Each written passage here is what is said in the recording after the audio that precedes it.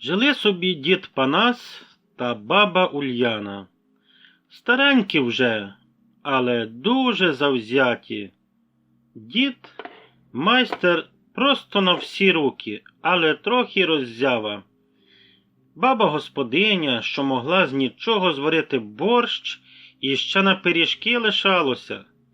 Жили вони в селі Верхньопопекове, що десь між Полтавою і здоровим Глуздом. І був у них город. А на тому городі що? Грядки, бур'яни і трохи картоплі, яку їли ще з минулого року.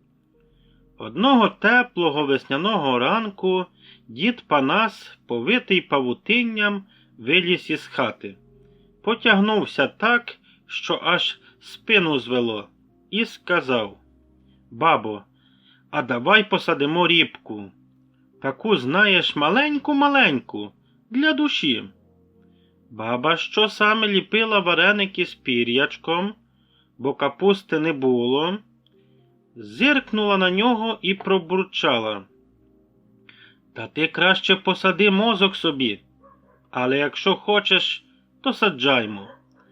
Лише не забудь, де посадим.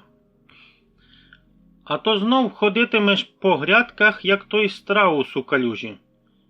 Взяв дід ріпченого насіння, одного зернятка, посадив його посеред городу, полив трохи, плюнув для добрива, казав, що так бабуся його вчила, і пішов відпочивати під грушу. А на другий день ріпка вже проросла. Ще через тиждень, як куряче яйце було. Через 2, як футбольний м'яч. А за місяць, як бабин холодильник Донбас з 1973 року. Оце ріпка чухає дід потилицю. Ну, хоч буде що на зиму їсти. Настав час копати. Вийшли вони з бабою на город. Дід у кирзових чоботях, баба в хустині й фартушку з написом «Це не жир, це запас їжі на зиму». Підійшов до рібки дід.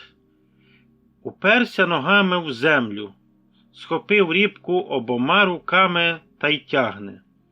І тягне, і ще тягне, а вона як сиділа в землі, так і сидить, ще й сміється, так здається.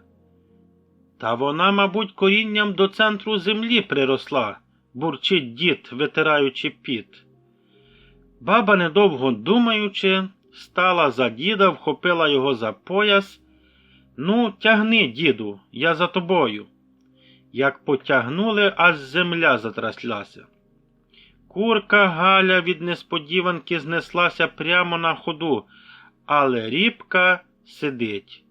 Дід вже й пісні співав, і прокльони клав, і молитви шептав, але не піддається.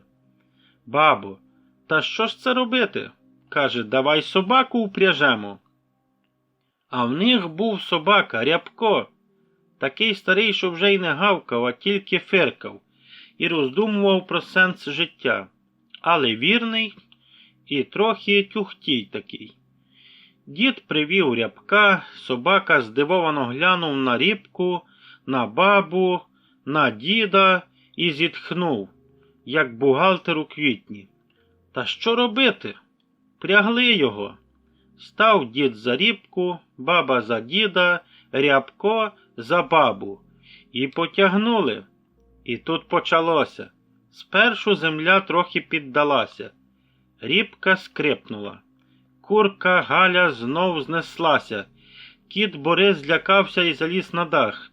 Дід червоніє, баба хрипить, Рябко дрижить, а рібка вирішила, що вона тут головна і надовго. «Та це якась рібка-мутант», вигукує баба. «Може, то не рібка, а інопланетна репа?» підозрює дід.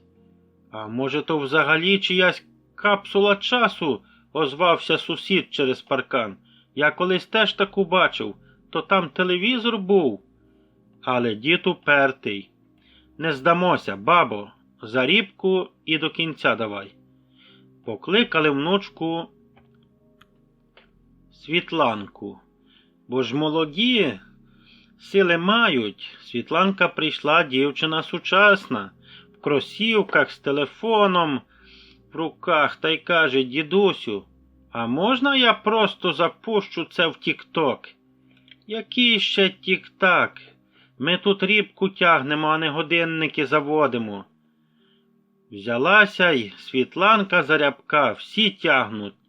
Грядка тріщить, сонце над головою вже пітніє.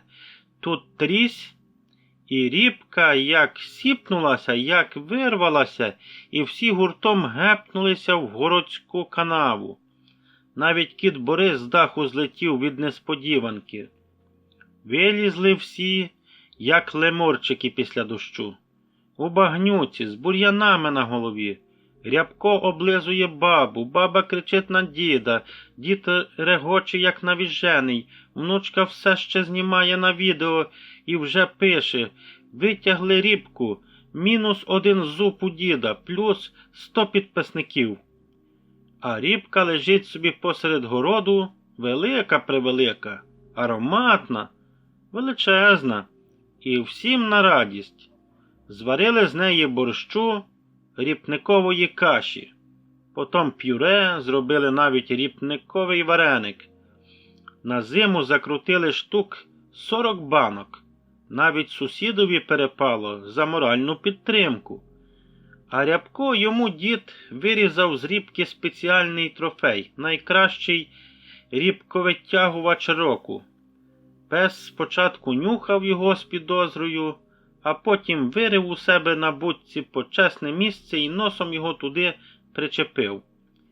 З того часу всі в селі знали: якщо хочеш велику рібку, саджай з любов'ю. А якщо хочеш її витягти, клич не тільки бабу і внучку, а ще й собаку. І трохи здорового гумору. І як кажуть, як рібка сама не тягнеться, то там сміхом треба підштовхувати.